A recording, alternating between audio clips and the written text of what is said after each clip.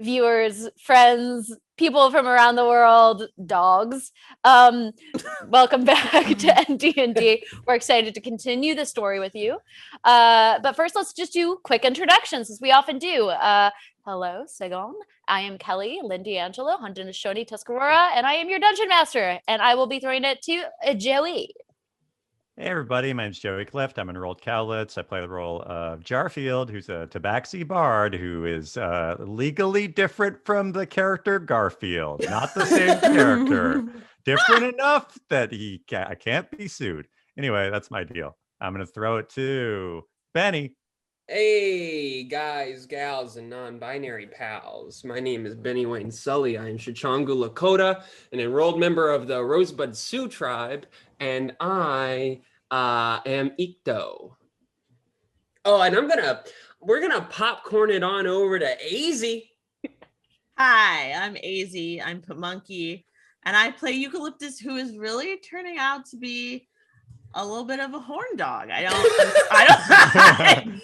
want to just tell you that I'm a different person than that.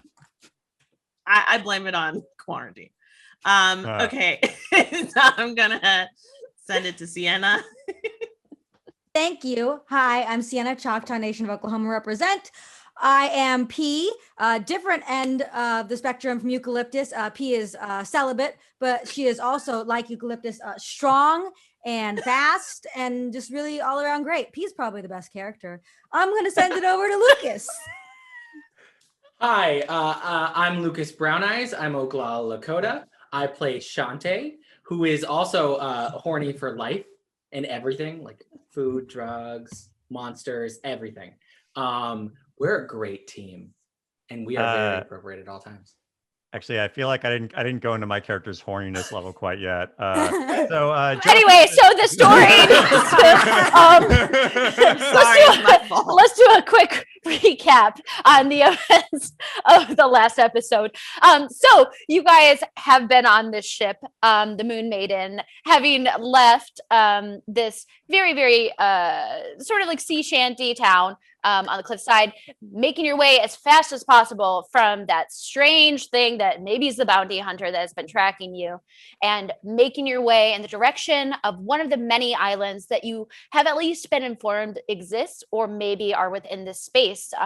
You guys are on a quest right now to find a way to enter these islands, find the true name of the islands, as well as a potential sort of artifact that associates with each one of these. Because you guys know there is some sort of power or there is some sort of connection to what you guys have previously discovered, which was that eye. So you're kind of aware that maybe there's some sort of connection to all of this, but you have to put together the puzzle pieces and you're not even sure what you're looking for exactly. But that being said, you guys had quite the adventure on the open seas, first and foremost, in that last little start to your adventure in the water. You guys avoided not just the strange sort of merfolk that were trailing you guys, but also a giant shark that attempted to attack you guys during one of your rounds of rests. You guys very quickly handled that, surprisingly fast, using a series of unexpected spells and moves that eventually got the shark to attack the merfolk and chase them away. After attempting to create different styles of meals and learn how to steer the ship in the correct directions, we ended the last episode with some weariness in terms of the potential weather patterns that are about to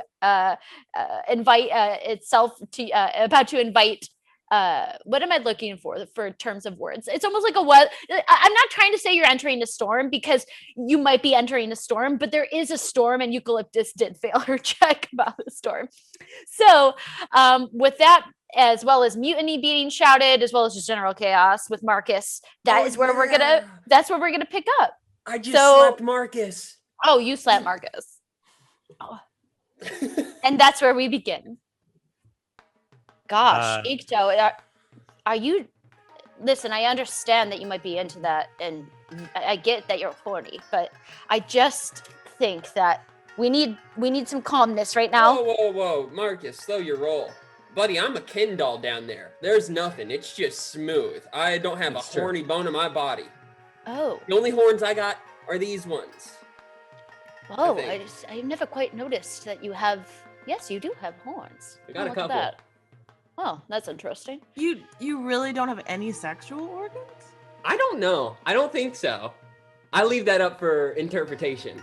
You know, So about I these think dog any brooding organ clouds. can be a sexual organ. You know, it just depends on how you use Well, it, I right, mean, Marcus? can you? I guess I didn't That's realize you not couldn't true. procreate. Yeah. That's not true. Not any organ's a sexual organ. It depends on if it arouses sex or not. There's an argument whether or not the mouth Yeah, and like, the what tongue about- area is sexual What about because the heart? way it stimulates the brain. So as you guys have this conversation, and Marcus with a freshly slapped face trying to process the conceptual idea of mutiny and or the general sort of energy of the room, it being, is there sexual tension? Like Marcus is definitely hitting the nail on the head here somehow, but he's not quite sure. But he is kind of staring blankly at this brooding storm that you guys have been approaching for some time, where lightning is striking and you're getting closer and closer. So almost comically, your ship is navigating in that direction as Marcus has been trying to handle and pull the ship, steering against the wind and trying to get you guys a little bit in a safer route, because you guys kind of were able to get there, but not exactly. And so right now you can just see lightning striking. You can also tell that from the direction you're going, in, these waves are growing. The waters are getting a bit more tumultuous. There's definitely a lot more water and foam on the top, and you can just tell that you're about to enter some rough waters. Well, everything This is seems awesome. fine This right is now. so much fun. For the record, I also have sexual tension with lasagna. I need everybody to roll a dexterity saving throw as the waters get very As unsafe. I dance and celebrate my joke. Yes. I got a 14. Nat Nice. 20. Oh wow! Fat Yeah. Way to start the game with a fat nap. Yeah. Plus 3 dexterity, so 23, I guess, but it's nat 20. Nice. All right. 13 from P. Okay. I have a 2. I have a 1. I mean, a 3. A 3, not a 3. Oh, thank God. Okay. Thank God. But no bones. No bones. No No bones, ones. no. Okay. Okay. So I'm making sure that nobody rolled no bones, because that No. will change the game. No.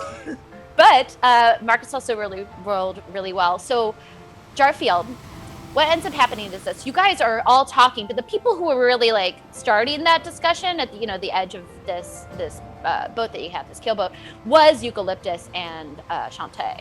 And as you guys are kind of talking, the way that the boat pulls over, it's just it truly, like, Marcus is kind of just trying to handle it himself right now, as he was just staring and as you guys were all talking about this. And the way he turns it against the sort of wave is just enough to save it from like the boat potentially actually tipping over. However, as everyone kind of goes, "Whoa!" Actually, I kind of want to see everybody to do this. I want to see it. Oh no, what if I fall in the water? I might get wet. I'm gonna vomit again. It Do we ends up. still think the weather's okay? That's good. This is fun. I still believe Eucalyptus. As this is happening, both Shantae and Eucalyptus, you guys flip over completely go overboard as the waters are about to crash over. So as this is happening though, you can go, Jarfield, your fast reflexes not only avoid you falling into this water and potentially getting knocked off the ship, but you're also able to kind of jump over and with one claw reach onto the edge of the keel boat and grab Shantae or Eucalyptus. Who do you choose? I mean, Chante can. I love the water. So Eucalyptus, 100%. Okay, so with your nat 20, your fat nat, you grab onto Eucalyptus. You tell me how you pull her up and save her, because I want to see the visual. So I swoop down, grab her, and then I use my tail to grab part of the side of the thing, and then like a monkey, I flip up and throw her back on board, and she lands perfectly on her feet. And then I also land on my feet after doing a flip. And then I'm like, yeah, so it was a good joke about lasagna, right? Oh, that was really hard on my ankles to land on my feet. As this is happening, oh, sorry, Eucalyptus. Yeah, you cough out like some water. But Shantae, you like flip and flop and you just crash, smash into the water.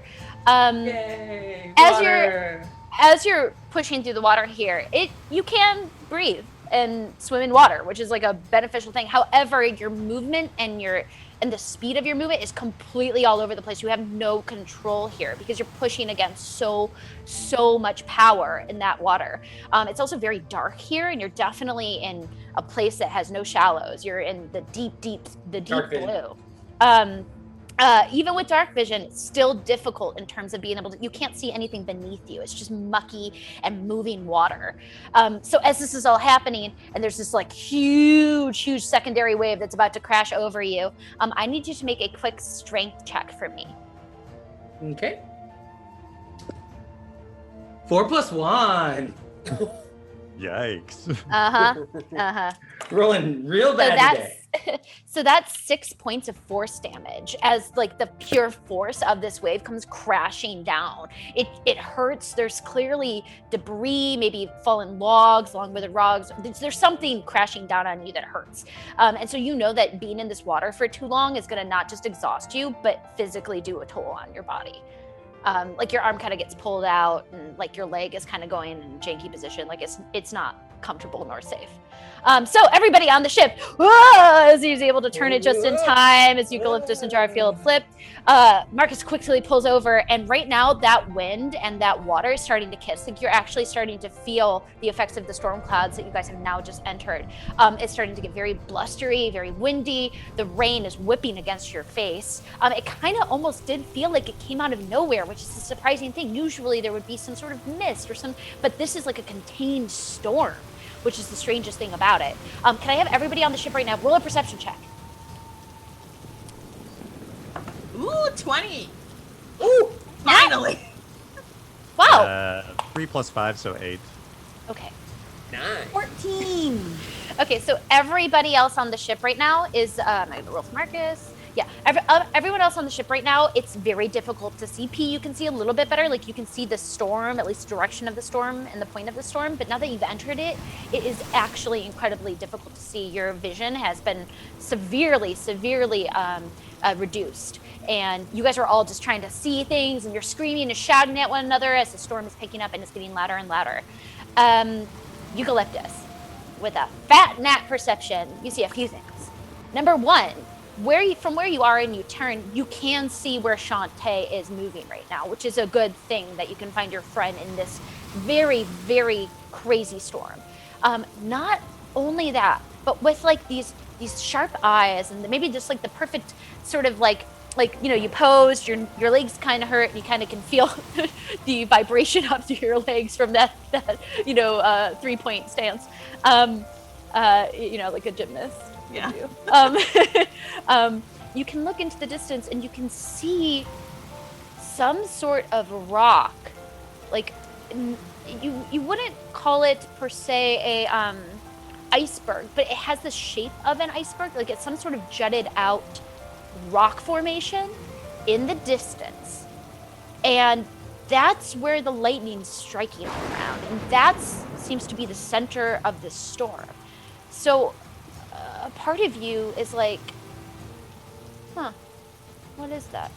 And as you're looking a little bit closer with the fat gnat, you can see that where that rock formation kind of juts out, there doesn't seem to be any storm there. It's like peaceful. Like there's light breaking through the center, and it's calm. Guys. What? I just want to first apologize because I really underestimated this storm. So What? You I said hope- there was no storm. But you were so confident. I said we'll be fine. It wasn't so bad. But Oh, it actually I still is believe bad. what you first said. Yeah, I still trust you wholeheartedly, Eucalyptus. Don't Okay. think that this affects our relationship at all. Okay, great. Okay, but guys, there's like He was right. I found where the storm is coming from. It's almost like a storm volcano. What? It's like a rock over there, and the storm is coming out of it, but above the rock formation there's no storm. I think that it's like creating it. Eucalyptus, you're a terrible meteorologist, but I trust you. while this is happening, I think that we should pull our friend out of the water. Oh, yeah. Yeah, I guess he's my friend. My friend Chante. How do we do that? So so Marcus very quickly, as the wind is being whipped in his face, he shouts to you guys and he says, "First off, I think I could use one or two of you to help me get this thing back in some sort of control in order to help your friend. But then the other thing would be there are ropes nearby, and you could shoot the harpoon in his direction." Is like kind of how he's shouting, because there is that. Don't ballista. shoot me with the harpoon. Yeah, the harpoon stresses me out a lot. No, What's the speed then of he the can boat? grab it? Is that so he can grab it? Yeah, so he could like Okay. grab it and you can wind So, it back in. I'll shoot the ballista. But wait, before you do that, what I'm going to do is I'm going to use my friend Mage Hand to grab the rope and bring it to Shantae. Okay, so you're gonna attempt. So what is the distance on Mage Hand? So we can go around in a circle, and everyone can tell me the way that they're trying to help out Shantae here. But I do want to say it's going to be at disadvantage if you don't help out Marcus, because the ship is so out of control. If somebody doesn't, one or two people don't help out Marcus here, it's going to be much more difficult to get Shantae. So what would you guys like to do? Can my Mage Hand help Marcus, or can I help Marcus while my Mage Hand does his thing? No. So I'm gonna say it requires an incredible amount of focus to rather like focus on helping Shantae or focus fully on your attention with Marcus's ship. So you can make a choice either or, as a group, or not as a group, as an individual, and see where the chips may fall. Okay. I am going to try and get straight to that ballista. Okay. Because that sounds fun. You do so. So Ikto, right away, you run up to the top of the ship. It's right at the front. You can turn this ballista that had previously been attached with a rope, because you guys had all been talking about that earlier, just getting everything retrofitted for that shark again, or any sort of enemy that could approach. So you turn it and you like 180 it to the right-hand side that Chante had fallen off of, and you're getting ready to go there. So that's good to know for your side. Jarfield, it did seem like you wanted the Mage Hand to at least potentially have a secondary opportunity to hand that rope to Shantae. How long is so like what is the Mage Hand's 30 feet. 30 feet? So Shantae, from the way he flipped and from that round, he's more than 30 feet away, definitely. So it's gonna take a little bit of time to get that rope to him, and also perfectly like, because you can't see him, if you remember, you didn't quite roll high enough, so you don't know where to put it. So you grab that, you cast Mage Hand, you grab the rope kind of floats out, and you're trying to figure out where he is. Wait, in that case, could I help Marcus instead? Because I think Eucalyptus can see. I think next round, definitely. I think that your first round, you did attempt to find Shantae the best you can. You got that Mage Hand, you threw it out there, and the Mage Hand is still cast in case you need it. But you're kind of looking at it, and you just can't see where Shantae is, and you say, okay. So, the Mage Hand throws the rope back to you. It's back on the ship. You haven't lost the rope, and it's just a reset from there. P? As second captain, I run to help Marcus. Okay, Because I'm second captain. So you run up to Marcus, what do you say? Yes. I say, what do? I'm second captain.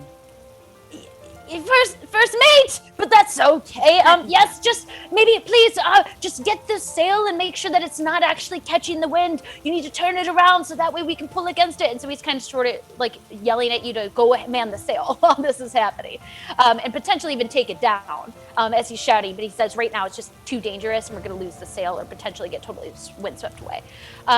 As this is happening, Eucalyptus, what would you like to do? I am going to ask the same question of Marcus. Look, Okay. Marcus, I'm here for whatever you need. All right, he says the same thing. He says, go help the first mate, go to P because she's going to need it, which is true, because otherwise I would have had you roll probably with disadvantage. So instead, P, can I have you please roll a dexterity check or a strength check with advantage now that you have Eucalyptus's help? So Eucalyptus, right beside you, you guys are both kind of pushing on the sail and trying to get it moving. Okay. So. I'm doing dexterity.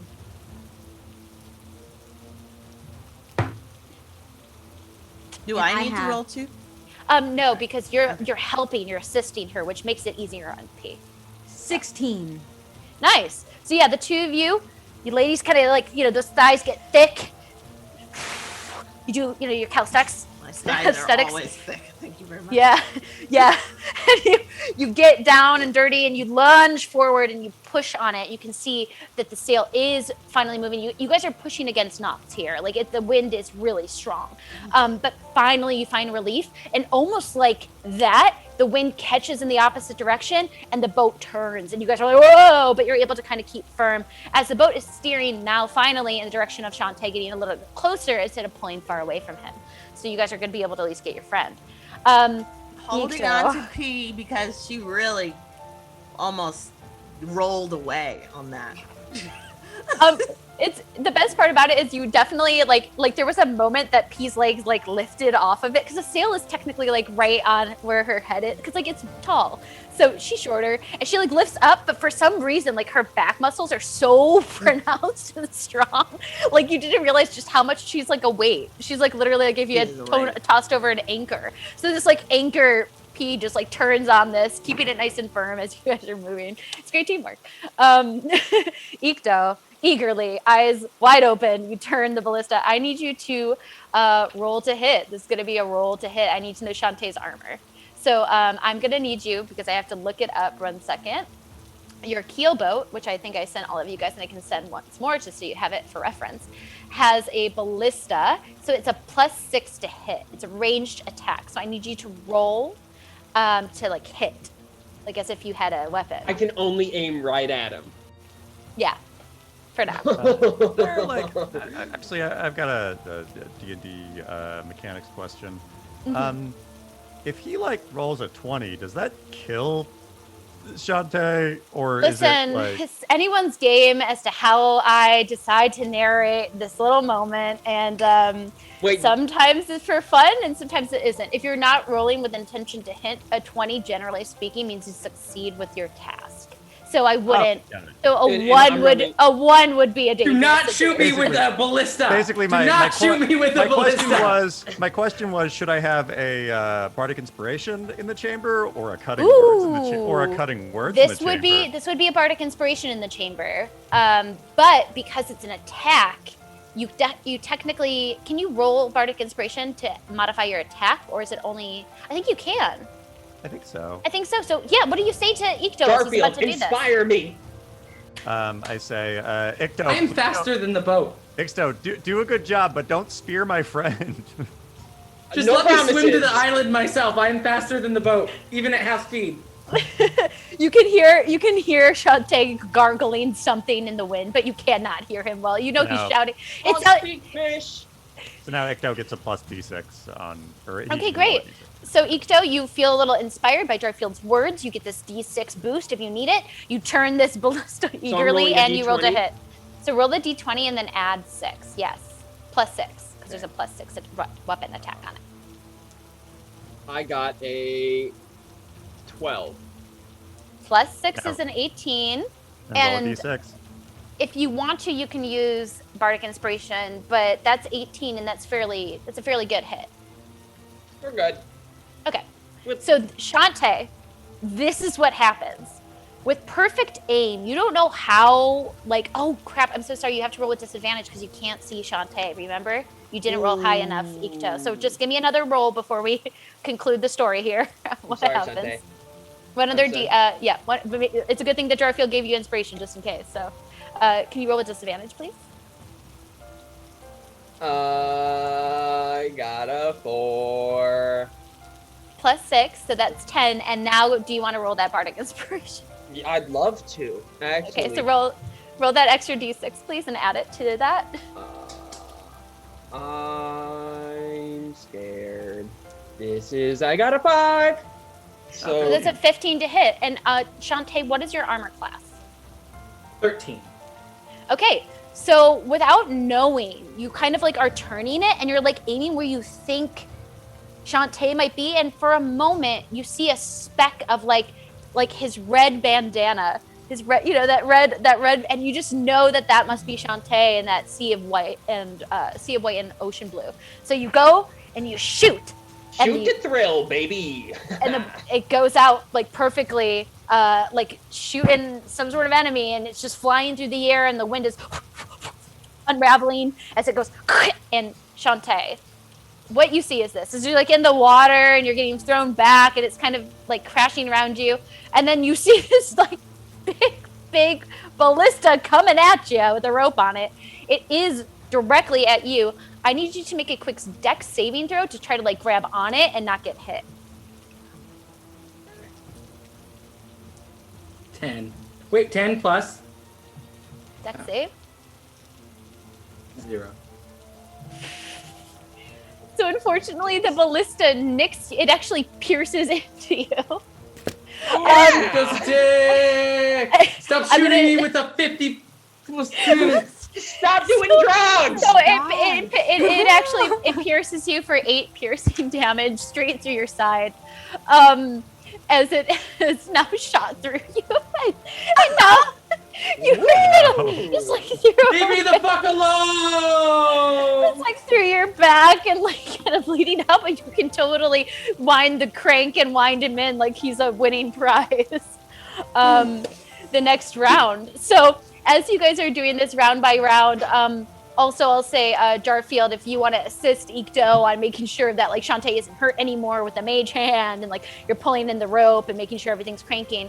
After a couple more rounds, you guys together as a team with P and Eucalyptus and Marcus, and just generally being able to handle the storm, or at least being on the edge of this storm, Shantae slowly gets cranked by Ikto and then flops like a fish onto the top of the keel boat. Can I rush to give him mouth to mouth?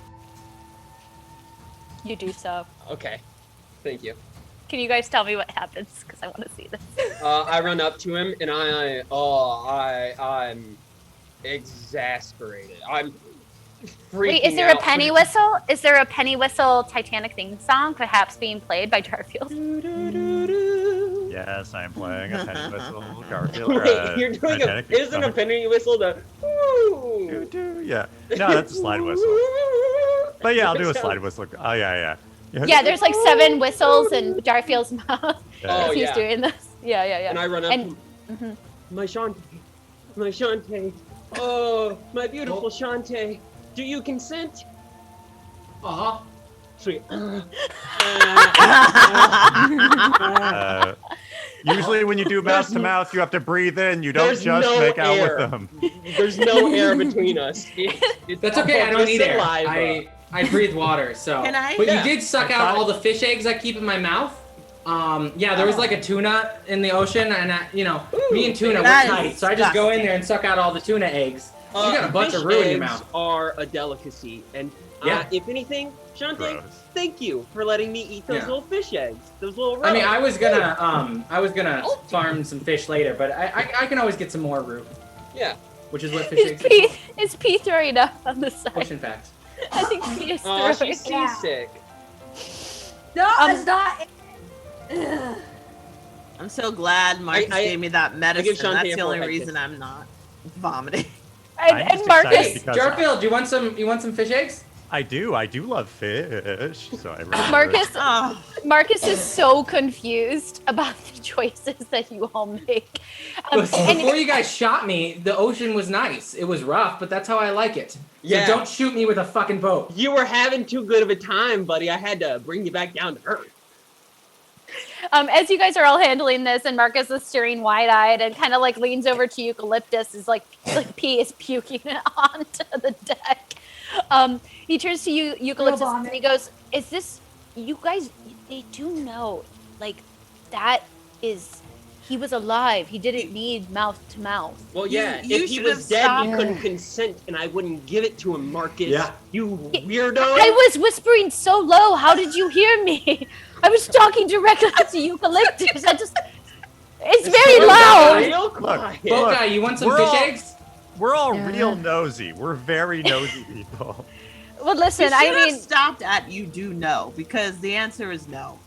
I'm just What? saying. I'm trying to They learn don't. how you all together work as a crew. It's just a little new. Here's your the answer, techniques. Marcus. Barely. We barely work together as a crew. I That's gonna how. ask if I could do the spell to cure wounds, but Well, if this is this something that you guys do as a routine group? Because if so, maybe Eucalyptus and I should do that too. Should we? Do you need mouth to mouth resuscitation, Eucalyptus? What's You know, going on? I do still have a lot of. Now that you mention it, my chest is very tight. Hey, Well, if this is Guy, if this is while how you do crews this, can I are, figure out how fast the boat is? well, we should all do it to one another if this is what crews. It's I'm only, not- totally it's do only that. fair. All right, I I'm just not wanna know killing what happens anybody. in the boat. Oh, No wait, killing. hold on, everybody. We're about to turn again in a different direction. Everyone, every man and woman on deck, please, everyone. Oh, it's still stormy out. I cats. forgot. Ooh. Ah. So as you guys, my fur. as you guys are kind of trying to handle this boat and this comical scenario upon which Marcus seems thoroughly confused as to how you all proceed in your Have partnerships not and died endeavors. yet. You do kind of catch what Eucalyptus was talking about earlier, which was that strange monolithic sort of rock feature that juts out. You can see it just but for a brief moment as the sun is kind of glimpsing through and hitting it with a very direct light. But you can't see more than that in this storm, and it's quite a dangerous storm. So as a group, as a unit, as like a couple more moments pass, Marcus looks to you guys and he goes, so what should we do? Where are we going? Are we should we pull out? Or somebody said maybe pull in? I don't know. These are very specific words that I'm using. Get your mind out of the gutter. I know, it Marcus. was just in Dude, there. this boat guy is creepy. Yeah. I mean, come on. Yeah, like clearly Eucalyptus Jeez. is just standing there, and you were like, "Do you need mouth-to-mouth late? What's your Yeah. Look, we Boundaries, can't talk dude. about that right He now. at least had a That ballista was on his not side. that was totally appropriate because I had been in the water and I had, almost drowned. So Okay. As I'm, long as Everybody- you consented, I'm cool with it. But just know, Same. it was kind of like off base and out of nowhere, but it's fine. It's fine. Yeah, Well, a somebody little creepy, Marcus bro. is very caring and he wanted to make sure that I fully recovered from almost drowning. Unlike any Guys, Jarfield caught Some you of us are before you went in the water, I'm pretty sure. Like, some of Yeah, us are a little I celibate. was bro. definitely want in the to water. live. what? Sienna. Some of us are celibate and we want to live. Can we deal with what's going on right now? Yeah, what is? Oh! Well, let's what do are we All right. supposed to do? team vote. Are we going toward the monolith or Yes, away and from the monolith? it is an incredibly dangerous situation, and I do need absolutely everybody again to roll a dex saving throw to see if they are not tossed once more into the sea. So, Oh no. 9. okay, I got an 8 plus 3, so 11. okay, Got a 23. nice. P, got a 13. okay, and Shantae. I got an 8. Eight. So anybody who rolled beneath a 12, you guys are all like talking, and again, the moments are few and far between. But every moment that you guys could instead plan and try to get out of this situation, you're making bold, strategic choices with each other's mouths. So very quickly, you guys all get tossed aside or overboard as this is happening. P, because of your quick reflexes and your high check, you're able to assist one person from not spilling over. And I'm fairly certain that is both Chante and Jarfield. And then did anybody else roll beneath a 12 off the top of my head? I think that was just you two. Oh, and Eucalyptus. So who would you like to help out? Dante and Jarfield have gone overboard. As well as Eucalyptus. She's on her way out. Oh, and Eucalyptus. Yeah. I can only save one person. Right now. Shantae currently. has a wound. Jarfield is a cat. And Eucalyptus is our only healer. Right. So P, Who's you're gonna heal standing. these wounds? Jarfield, You're- you guys you're- suck more than the ocean. And you guys, you're sitting here with a split-second reflex, upon which, if you do not make a choice, it will be none Hold on, of them. I'm making Save, it right save, now. But save, also, Jarfield, you guys suck. Save Shantae. Shantae Wait. is real badly hurt. I'm okay. I can also heal. No, you're weak. I'm pretty strong. I can't Okay. swim. I'm from the forest. Yeah, you're wearing armor. I can swim in a river. That's so in a it. comical, okay, Chante. so yes. So as this is just to paint the picture, there is this crazy moment. You're all getting kind of heaved over once more. SP turns with her quick reflexes, like does kind of like a somersault as everything's turning, but then like stops and her arms are flailing out as she sees her three friends in unison, all flying away, shouting these 3 reasons to survive or not. When your arm goes out in the middle, as you can see like a bleeding Shantae and with his arm outstretched, like actually outstretched towards the ocean, like he wants to actually go and you grab his middle finger hand and you flip him back in as the boat once more is able to kind of against the storm and find its footing. However, Jarfield and Eucalyptus, you guys are both flying over. I need you to both make a dex. Oh wait, you already made your dex saving throw. You guys just crash into the water very quickly I hate water. Yes, and begin to thrash around. So I need you both to make a strength saving throw, as you guys are going to get hit with a very harsh wave. I'm sorry. 3 plus 0, so Jesus 3. Christ. No. Wait, strength saving throw? Mm-hmm. Wait, do I add anything to that? No. If there's a 2. bonus. Okay. Mhm. Okay, 5. Okay. You guys both take 9 points of force damage as the wave comes up and down and crashes up above you. Not only that, but the way that it sends you underwater, because you're not Shantae, especially Eucalyptus, you wear heavy armor.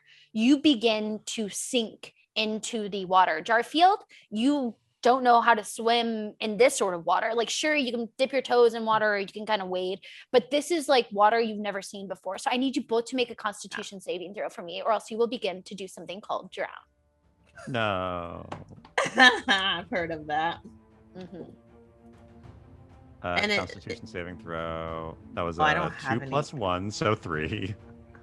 Oh Okay. no. 10. So right away, that force damage with the air that you would have had in your lungs in the D&D space, there is like a special sort of mechanic for drowning when you fall off a ship. But because of the storm, you get the wind knocked out of your chest. And right away, you guys have no breath capacity. So you begin to essentially have water take in you right away. So this is going to be a death save as you guys move forward. So essentially in drowning, just so you guys know the mechanics, there's a con bonus of holding your breath underwater if you fall unconscious. But if you fall unconscious, so technically speaking, you are unconscious. What happened was the water filled your lungs and you can't do anything about it. It's a form of unconsciousness and drowning. So technically you can survive a number of rounds now equal to your constitution modifier. What is your constitution modifiers? Plus 1. Okay, Oh. one round for you. Okay. Constitution modifier is plus something, right? Yes, and it should be fairly good for you because you're a paladin. So No, it's plus 0. okay. Unless it's but under it, it says 10, but that's not the same. That is correct, though. 10 would be the stat, and the modifier would be 0 if it was 10. So, Eucalyptus, it's right away for you that you'll be making death saves. Jarfield, you get 1 round as you move forward. This was the wrong choice. So, yes. So this is I why. regret my choice. Trust me when I say, like, it's gonna get. I never said him. I said me. So. So I want everyone to roll initiative because we have to be incredibly deliberate about how we're able to help our friends here potentially. Everybody? Right. Yeah, including including you guys because you need to make death saves. I 12. like how Ikto and I are the ones who have to help people now. This is really bad. Yeah, this Okay. is rough. It is rough waters. Oh God, mine is 4 minus 1. So, well, that's not a bad thing to be low on this as you're drowning because got your a- friends can help you. 5 plus 4, so 9. So I'm going to do, because there's a lot of numbers coming at me. Anybody get between like let's say 20 or above, or 20 to 15? Okay.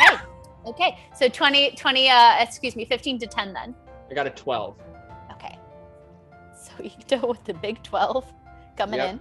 I mean, honestly, it was my fault to begin with. Did Marcus roll? P got a 10. Marcus did roll. He rolled a 5. P got a Our 10. horniness will be our undoing. Uh, Horniness will be our undoing. Yes. So who got between 10 and 5? I got a 9. So low. A 9 from Jarfield. And then what did the rest of you guys get? I'm so sorry. 3. I got a 3. And then Eucalyptus, what did you get again? 3 or 4 minus 1. So 3. Okay. And I need to know your dex modifiers as well, because it'll determine who goes first, because you both rolled 3. 0. My dex modifier is -1. So But she it would rolled a be 4, so it's a 3. so it would be technically Chante. But the -1 pulls it. So it's a contest of like your dex with your initiative order is what it is in the game. It's good fun. Okay, here it goes. Let's see what happens. So because y'all rolled so low, first up is technically the weather. So once more a wave No. comes up and crashes down. In D&D mechanics, any sort of damage done to an unconscious character is 2 automatic death saves. So you just take the damage. So what happens is this. This wave comes up and down and crashes. I'm gonna need another, you're technically, so Jarfield, that technically negates your 1 constitution. So it forces out the rest of the air that would have been left in your lungs, and you're now on a 0 count. Eucalyptus, because you're unconscious and in the water and you're falling into the ocean floor, that wave that just crashed down on you and hurt you, it moves your lung capacity, like it pushes it out, and it's essentially compressing you. So you just failed 2 death saves, and the next save of yours is going to be determined of like Whether if you I die or not. you die or not. So this is D&D. Good fun. All right. Ikto, what do you wanna do? Okay. Is this the moment in time in which I can talk to someone? You have, don't forget, in 5 these seconds. rounds, and I'm gonna be a little bit more stricter here, because if you're too strategy based, you're burning the midnight oil here in a way Absolutely. you don't want to with your friends. So it's always technically 6 seconds in game. So Okay. like you can say a sentence or 2. I'll get Eucalyptus with the ballista. You get Jarfield, and then I run to the ballista. All right, I need you to roll to hit with disadvantage because it's really hard to see. Or I can have you on your bonus action roll a perception check to try to see where your friends are. Do you want to roll a quick perception check on your bonus action first? Would I be able to immediately use the ballista? Yes, because that's an action. A Then- bonus action is just like sometimes for flavor, for extra clarifications within the story, you can use it on your bonus. I would love to do that then. All right, let's have you roll a bonus. So Perception check. I got an 11 plus 2. Okay, so barely you're able to see Eucalyptus. She is sinking. She is falling into the water. She is unconscious. Got it. And she's going deep. And you're just like, oh no. So you grab this ballista. You can see the glint of her armor just enough to maybe clip her shoulder or something. Turn it and roll to hit. So that is 14 plus 6. And her Yes. armor class, I think, is, what is your armor again? Eucalyptus? 16, I think. 16. Okay, so it's able to make way. You do, unfortunately, here's the thing. It hurts me at the same time. It's going to potentially hurt her. However, you rolled a 20, right? Yeah. Non-natural 20. Okay. I need you to make a sleight of hand check to see if you don't hurt her, because if you shoot her and do damage, she dies. So it has to be an incredibly finessed hit.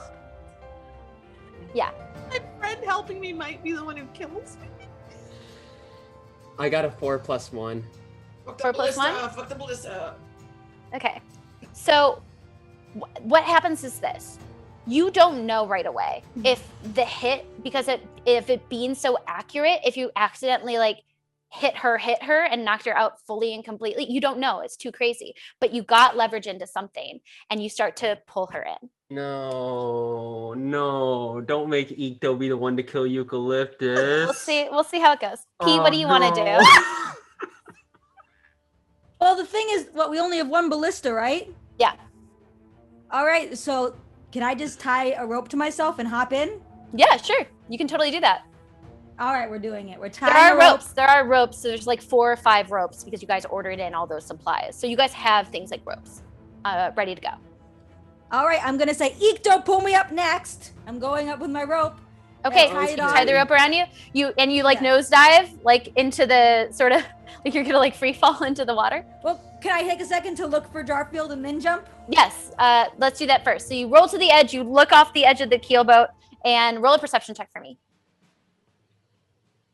19 plus 1, 20. Okay, So you take a moment, you're like on the edge here, you look and you can see some fur in this water, kind of like floating around like a cat in the water. It's a very large cat. And you can find him and you can see him. So with that, I want you to make a quick, we'll make this an acrobatics or an athletics check to jump in and try to get him. Do it. Acrobatics. Do it. 13 plus 6, 19. So tell me how you acrobat fly and grab onto Jarfield. Well, I see him and I jump, but like I'm smart, so I start to do a flip, so I go further, and then I do a second flip because I do 2 flips, and then I kind of land on him, and it's bad for a second, but then I just grab and I'm just holding on. Right, and if you didn't know any better, you'd think she took like diving classes essentially, and in halfling school. So you do like a perfect dive out and you grab onto him. I want you to make a quick strength check to see if you can grab onto him and pull, and make sure you have enough strength in your arms and body to pull him up. It can also be athletics. Oh no. Okay, athletics we're doing. 20. Nice. A natural, or was it a fat nap? Oh, fake 20, fake 20. Still happy. Fake it out. Still happy. Okay. So with that, you're able to grab onto him, and you're holding on like a rock, like you're like a rock halfling here, like you're just like this weight. You're doing a pretty good job as first mate. And that is your turn, Jarfield. I need you to make a quick death save for me. Okay, great. Death save. I rolled a 3. That's a fail. So that is one failure on your part.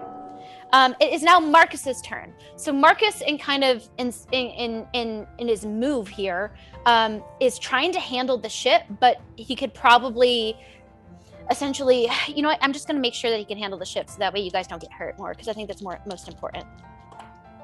Oh, and he does very well. So the ship seems to be pulling away. You guys are like in good control here. You're not about to get like knocked over, and I'll have to make another dexterity check as you're in this very difficult water. So that's Marcus's turn. Chante, what do you want to do? Okay, first I want to use my bonus action as a wild shape. I get a bonus action of healing myself 1d8 per spell level expended. So does that mean I can choose how many spell levels I can expend? I think you can only expel 1. But it says does it say specifically regain how many? 1d8 HP per level of the spell slot expended. So in theory I could do a spell slot 2 and do. Does that mean I roll twice or I just double it? It would be whatever the spell constitutes. So like if the spell says like you add an additional amount per spell slot expended, then yes. Like if you did second, then it would technically be 2. Right? Okay, yeah. So that makes sense to me. So I'm gonna expend a second level spell slot to heal myself 2 d8s. Okay. 7. Okay. And 2, so 9. Okay, great. And that is a bonus action. Okay, sounds good. So you kind of charge up using this magic that you have. Okay. And then I also want to, I have this spell, where is it? Sorry. It is, well, hold on, sorry. I have enhanced ability spell. Okay. So who is in the ocean? Eucalyptus and Jarfield and P now. Okay. I would like to target. Wait. Oh, there's no. Okay. So, is strength? All right. Let's do strength because I remember having to use a strength check. I would like to target Eucalyptus with bull strength.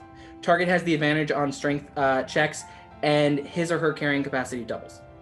Okay, I think it might be a target that needs to also hear you, potentially for that spell. Double check Never the mind status, because generally speaking, you can't cast spells on unconscious bodies.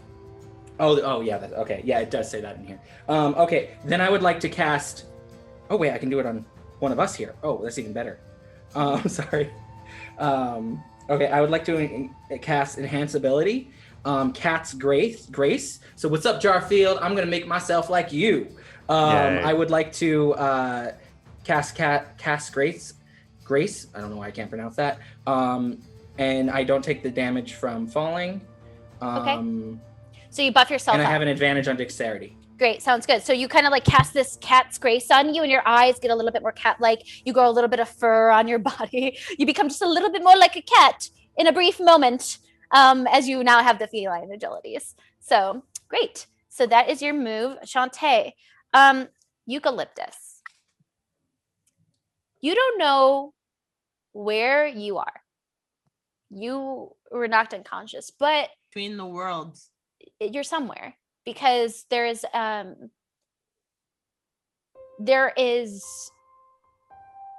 sort of like growth that you feel, and you don't know what it is, but the growth within you feels warm, and you know that your consciousness is somewhere. And as you're kind of like in this space, you can feel something in the back of your head. You don't see anything, but you can just like feel it, or like you're experiencing something, and there's some voice behind you, and it whispers, and it says, "Hi."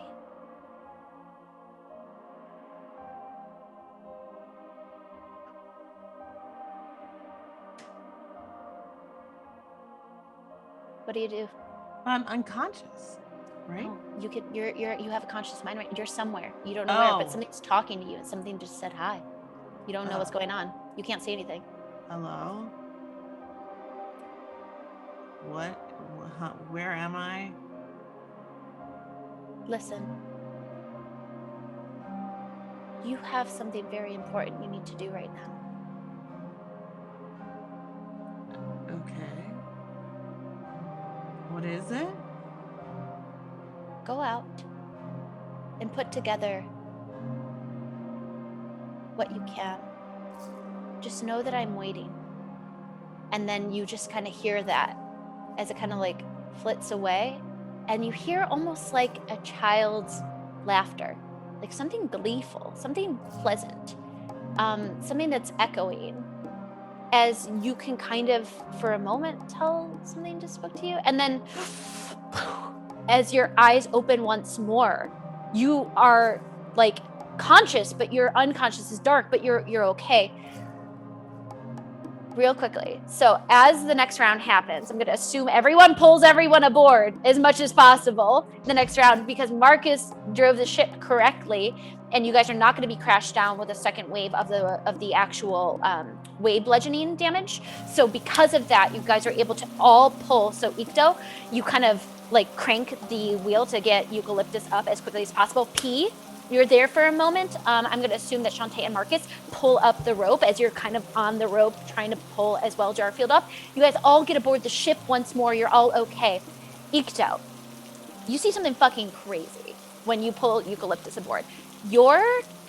This ballista went straight through her stomach, like pierced her, like went through her body, like hands down. And she looks completely dead in this moment.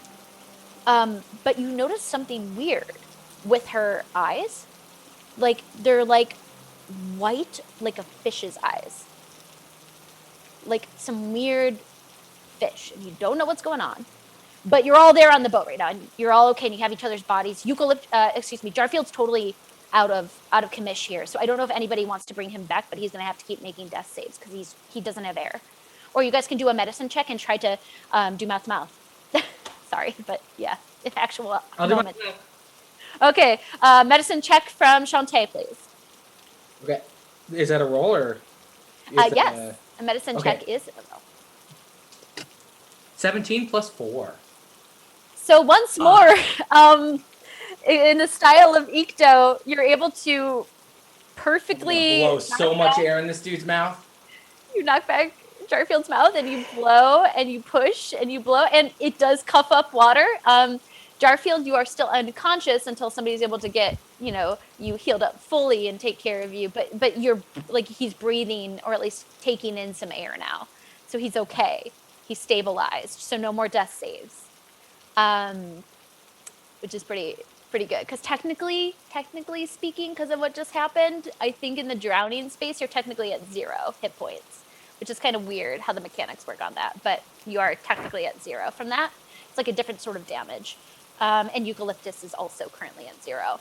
She's looking pretty rough, but you're all standing there, and Eucalyptus, you again, you feel kind of strange. And as Ikto, you're standing over her, and you're kind of looking at her. This ballista that went through her, like, it's like glowing a little bit. What do you guys do? Ow. Should we pull it out? Would that kill her? I don't know. Aren't you supposed to, like, if you get impaled, you're supposed to leave? Yeah, leave it in there. Just leave it in there. It's fine. Jarfield's out of commish still. Shantae, Yeah, but like I blew some air in him, and like I had an anchovy swimming around in my mouth. He'll be fine. He got some food. Do we think he can heal her? Oh yeah, we should probably do that. Yeah. I don't have any healing spells. Jarfield should.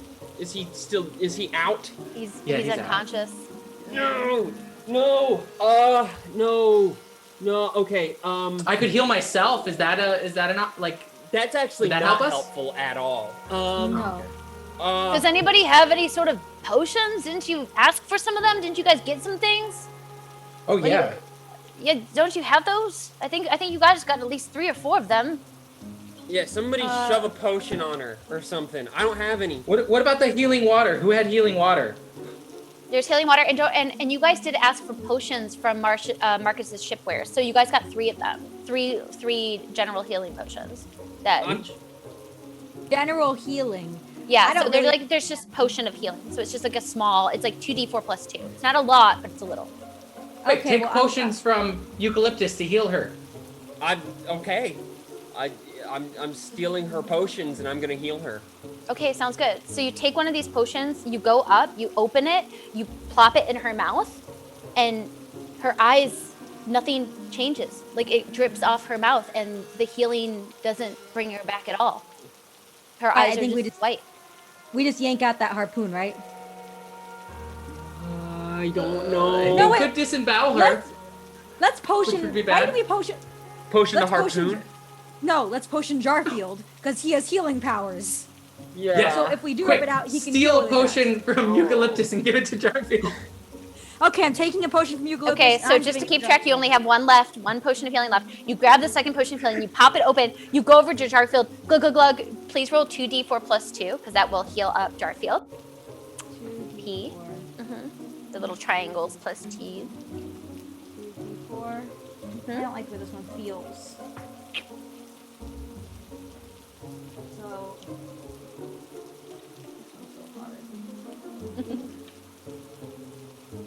I rolled 3. Okay. And then Did you roll 2? Did you roll it twice? 2d4 plus 2? No. Okay, no, I didn't. 2d4. There's a lot of numbers being said. That's so true. I think this one's 4. Nice. Okay, so that's 3 plus 4 plus 2. So that would be 9 points. So Jarfield, from 0, you can feel this potion of healing like enter you, and you knock up, you cough up water, you spit out comical pieces of kale and water and like old fish, and you're up 9 hit points right now. So you're okay. You're okay. Okay, so I taste fish in my mouth and I was just wet. What happened? Save Eucalyptus. A good time just happened. Save Eucalyptus. We're gonna yank a harpoon out of her, and then you're gonna heal her. I think that's the plan, right? Okay, yeah, sure. Why my head hurts? Sure, why not? Let's see. I think I'll let's go. Let's grip this thing and as gently as possible try to pull this thing. Oh God, my head hurts out of her. Okay, I'm gonna yank now, and then you be ready with magic. As gently as possible. Let's be careful. I yank it out. So I need you guys to all, you're helping though, right? Gently. Let's do a sleight of hand check by P with advantage, as you're delicately not trying to ruin any of her internal organs. Thank you. Thank you. Okay, so, and I have advantage, right? Yes. All right, so 12 plus 4 is 16. Very delicately, that ballista's coming out. And you did notice, like, Ikto, you had also noticed this, that ballista is glowing a little bit around the area that had shot into her. You don't know what that is, but you're rolling it out, and whatever that sort of energy is, it starts to fade away. As you guys are looking down at Eucalyptus, you noticed something very weird. Though there is a hole in her stomach, it is not bleeding at all. It's almost like it didn't actually do damage. It like carved out an inside part of her that you can like see directly through, but there's no blood and nothing is on the harpoon. But she's still kind of like knocked out in this white, like gazy look. And then suddenly a moment passes and Eucalyptus, your eyes flip back to normal and you are currently conscious with 1 hit point. Hey, Eucalyptus, P stole a bunch of your potions. It was messed up. We need to give her another one. Give her another one. She's too weak. Wait, no. right now. Jarfield has magic powers. Don't you have powers, Jarfield? I can yeah. heal myself. Eucalyptus, as you say, I can heal myself, you sit up and you look down and there's a hole like directly through your stomach that Don't like look. you can see it, but it's like you can look into it, but there's no blood and it doesn't hurt. But He it's like did I say don't look, and I grab her face and I just cover her eyes. So she Okay. can't see anything. I have to look at what I'm healing. Isn't You're gonna freak out. oh man, I'm never having kids after this, right? I mean, We don't know about that. this seems Maybe. Jarfield, believe why in aren't you. you doing magic? Hey, we have to be fast here. I'm gonna We're heal- all yeah, get thrown because overboard again. the ship is Okay. going hard. I'm Okay, gonna I'm a- heal myself. Okay. Fine. So what do you dump into yourself really quickly? What spell? I can either do cure wounds or I can do my action that's just straight up Lay on hands. hands. Yeah. Okay, you just tell me which one you wish to do. I'll do lay on hands. And how much do you heal up yourself for? 10. Okay. As you heal up your body for 10 hit points from pretty much 1, as you had just been knocked out and completely, you're a little dazed, you're a little confused about what's going on. But as you do so, you notice that hole in your stomach doesn't heal itself at all. Like it's not closing up, it's not remending. Everything else, your bruises, everything else, the water is coming out of your lungs. You can feel better in every other capacity. But this hole in your stomach isn't going anywhere right now, and you don't know what that means. Holy shit, you're a Are ghost. you seeing what I'm seeing? Yeah, you're a ghost. We're still in the middle of the storm. Should we like figure out if we're going toward this monolith or away from this monolith? I think that would be a good thing to choose, as Marcus is shouting. hey, So what- Marcus. There's a hole what- in my friend Marcus. I get Look. it, but there'll be holes in all of you if we don't do something we about almost this. That's not dies the the hole last- he cares about. Okay, so let's do a vote. That's Toward gross. the monolith or away from the monolith. What are we doing? Toward the monolith. Yeah. Always Toward. toward the monolith. Okay, toward the monolith. Let's go Toward. toward the monolith. Lord. Marcus Toward is the like on the edge of this. He's like, I don't think we're gonna make it, to be honest. But if you want, Sea Maiden's gonna crash and burn if we go in that direction. Is what Oh. he's Do shouting. it. Oh, well then let's go away from it. Away. Away. Let's Yeah, sure. from Away. No, Why go not? for it. That's Monoliths yeah, are let's go always for- good, you guys. No, No, away. no. I That's don't know. Monoliths are always good. Hey, I that's have why he's the captain, right? I have a question. Yes, the I captain ha- seems to be shouting, maybe we shouldn't be in this storm. He's like, I can see a break on the edge. Yeah, I let's go. just feel like we Yeah, should let's not do be in this. Yeah, let's do it. Let's go. I trust How far you. is the monolith away?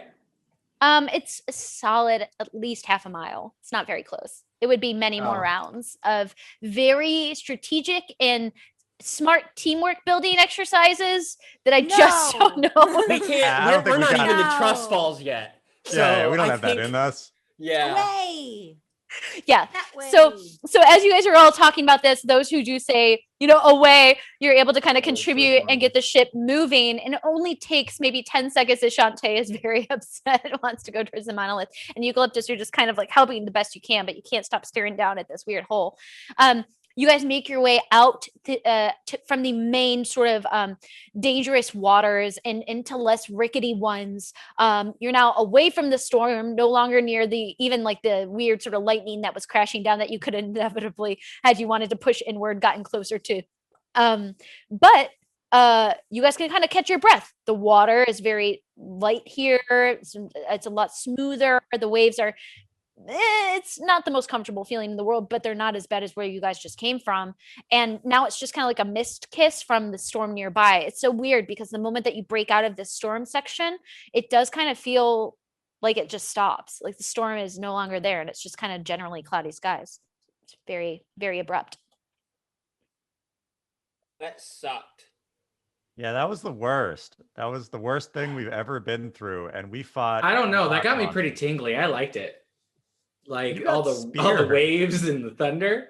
Like here's the thing. I could have cast Longstrider, and within 88, actions, I could have been there. So we should have just done it. It would have been awesome, and we would have had a Guys, monolith. Does anybody look? I can put my finger through myself. Wait, Don't can do I that. try and That's like probably pass not- something to Jarfield through your hole?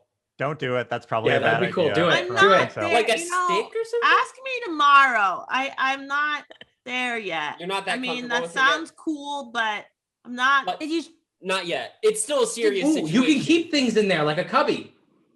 Oh, that's cool. Why It's your little is- pouch. I mean, this. Oh is my not- God. This is not how I wanted to lose weight. I Wait, don't are understand. elves those types of animals that have pouches? Like a kangaroo or Yeah, totally. Elves totally have Or if pouches. Excuse You got a me. pouch. First of all, I'm half elf and half human. So it's half a pouch. Yeah, half pouch, like a little cubby. Did you try to heal it? Yeah, but Have you tried turning it off and back on? I am asking I real tried to questions, heal so- it. I tried to turn it off and back on, which is part of trying to heal it. Thanks. Oh. Hey, do we have the harpoon? Because that thing looked cool. Maybe we can just like, I don't know, do something with it. It was all glowing. You look at it and the glow had faded. Oh. There's looks no like a normal blood on harpoon it. again. Why is there no blood on it? Hey, Eucalyptus. Your eyes also looked weird. Can I cast Thaumaturgy right now and change the appearance of my eyes for a minute and show her what her eyes looked like? Yeah, your eyes looked weird and like very Looked like jarring. this. And like out of nowhere, Ikto does it, and it is strange. It's Ah! your eyes turned white, and they almost looked like fish eyes for a second. Oh Yeah, no, you see that? I don't This is- believe that. I never looked like that. Yeah, you did. You No, looked like that when I pulled you out. I was like, whoa, she's dead. She's gone. But Also, when I was out, all that I just had a dream about like eating cold lasagna, which was just the worst thing ever. Eucalyptus, did you see anything weird while you were under? I mean, it's kind of hazy, but I did hear a voice. I didn't see anything. It was like darkness. Was it our voice calling you? No, it was a different voice, was- Voice in nothingness. Yeah. and it said, "Oh no, I forgot what it said." It said, "You have something to do." huh. So let me Try to guess. get It's all the super vague. I pieces. hate when that happens. It's the worst. Try to get all the pieces, and then it'll work out or something. Is Well, that- you're missing a few pieces, Eucalyptus. Let me tell you that. I mean, if And with probably that, we take a break in this NDND adventure in the seas, as you guys have all just recovered from a very, very intense encounter with just water, your good old friend. Let's take a quick break as we continue the adventure. Oh.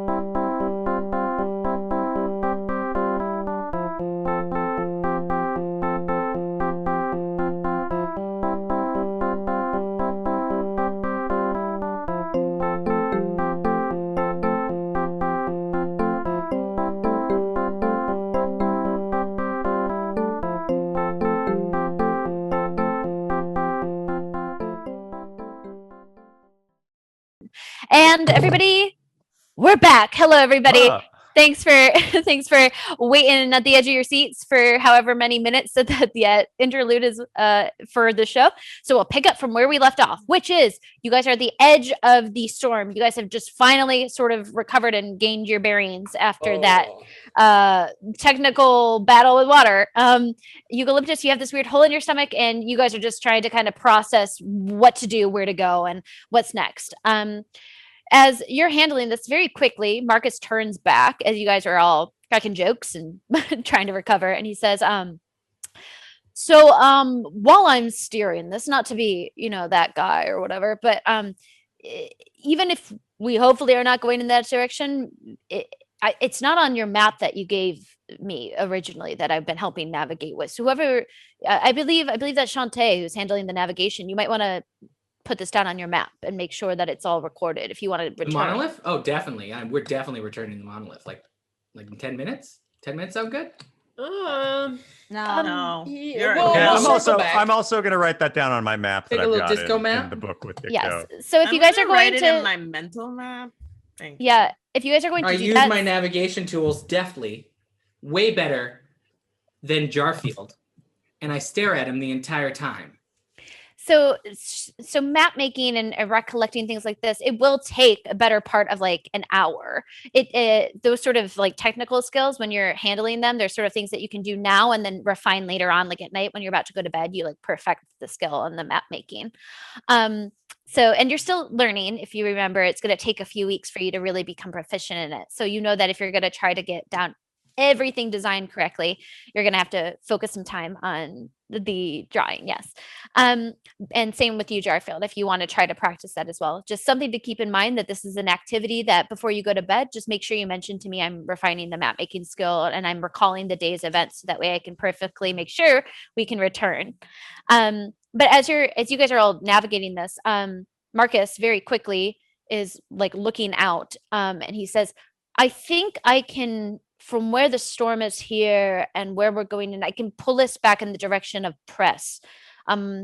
Otherwise, I think we might be kind of just navigating for a little bit too long. And considering the effects of what we just underwent, as well as the lack of potions we now have, on top of the fact that a lot of these other leads you've explained to me seem a little wonky. I don't mean to be rude about it. It's just you kind of gave me names of islands in the general direction. There's not really much more to go. No, you said wonky. Let's not split hairs here. It's fair. But from the way that I can tell that at least the rest of the day in this direction, he kind of points in the direction of where he believes press to be. He says, the weather should be okay, and hopefully another day's journey should be safe. But we still have a 3-day journey to get to press. So all things done, if it goes well enough and you are all willing to go in that direction, I think we can make it there in due time. And he just kind of looks to you all, waiting for affirmation on. Leah, let's do it, please. Yeah. All right. So we're going to flash forward a little bit here as you guys spend the rest of the day rather drawing maps, recovering, helping out Marcus, resting, or making dinners. Really sad dinners from just, again, flour and meat, or sometimes, you throw in the peeled orange. Dry stew. Dry stew. Can I call out a couple things I do in those 3 days? Yes, that's what I wanted to check in. So I wanted to know what you guys have been doing, what you're handling, what you're ruminating on, especially things like with Eucalyptus too. Having that hole in your stomach is kind of a strange thing. So if there's like scenes or glimpses into things that happen, you guys paint the story for me that happens, but there is going to be a safe 3 days journey. So okay, so what I'm doing is I'm sitting at my bunk. I'm drawing the monolith onto the pre-existing map that I've got in Ikto's book that Ikto gave me. That's got like the heart and the butthole and all those all the things. Drawing that on there, making sure that I get it down really solid. I'm also making a copy of the map. So there are 2 copies of it, and I give it to Eucalyptus, and I say, "Hey, sorry about the hole in your stomach. Besides that, you're very responsible. You should also have one of these." And then I'm also going to take a second to read the newspaper that I stole from the previous place that had the comic press in it. So all of that would. Oh, sorry, Eucalyptus, go ahead. He gives me that, and I throw it back at him because I don't care about anything anymore. But you could leave it in your hole. So yes, like Eucalyptus has not been particularly responsive, it appears, and has been kind of like reflecting and just dealing with the effects of what had happened in her own time. However, Jarfield, you fold up that map and you keep a second copy on it for whenever you might need it. That does take the full 3 days, and that does take a good amount of time to make sure the maps are correctly replicated, to make sure that you're fed and keeping watch and learning things the way that you can. And we'll get back to that article reading momentarily. So let's hop around to P. I'm doing sailing. I'm doing sailing real good. I'm hopping on ropes. I'm running around on the ship. I'm doing the best sailing probably anyone's ever done. It is impressive, and Marcus takes note, and at times also feels a little like surprised at how well you're handling the keel boat. You guys have actually kind of bonded. Like Marcus is like trying to understand how you work together as a crew, and he's figuring out from you as the first mate like how everyone walks through life on their particular journey here, because he wants to facilitate a healthy working environment as you're pressing forward. But he is also really excited about your stories of adventure. Sometimes you give him in a little bit too much detail. Like, when he says adventure, you kind of equate that with like the real nitty gritty things you've been through. And yeah. he oftentimes has to ask you to pull back before you get too detailed. But he seems to be excited about whatever lies ahead, and is even kind of like proud of the fact that he still has his chops and has been able to handle the ship while you guys were just dealing with that. So good attitude, good ship sailing, good juju on P's and Marcus's side. Yeah, that little bitch was sticky when we found her in the woods, and then she went through the portal, and it was I remember she used to kind of smell weird. She was scary, and kind of, I think it was flat chested, but like but that's purpose. But that makes sense why it would be on purpose, because at that point the alligator was already in town, so why did it even matter? Telling you the real story of going in the woods, and you bring up alligator. You gotta listen better. I've got a lot of stories, and you're getting them all out of order. Oh, God, you're just, you're really good at this storytelling thing. Are you sure you're not going to become some sort of, singer? You're going to sing shanties, tell tales about all of this. We should sing a sea shanty at some point. I think that would be really great, and I would be very. Someone say sea He shanty? is so good at singing. I'm not good. I'm good at team singing, like a team. She's good at Team solo. singing. It's called chorus. Well, I'm not saying you should work on lyrics and, poetry with that poetic mouth of yours, but maybe. And so you guys have kind of been going back and forth and talking about adventures and him trying to get you to write a song. Moving on to Shantae, what have you been up to? Yeah, so I've just been, working on my navigation tools. Just doing that. Like the boss just freaking made the best maps ever. Shoved it in Jarfield's face because his maps suck. And then also was like, hey, we're friends, but you're suck at maps. And then I caught a bunch of fish just because, it's easy. And they're just kind of chilling in the back, and I haven't told anyone about them. And then while other people are eating, I just go out and suck out the raw eggs from those fish, and it's really good, really salty. Just to be clear, absolutely everybody knows what everything is happening on the ship. There's not a lot of space, so it's like Chante thinks nobody knows, but just for everybody's understanding, everyone knows. It's underneath everyone's beds. How could they find them?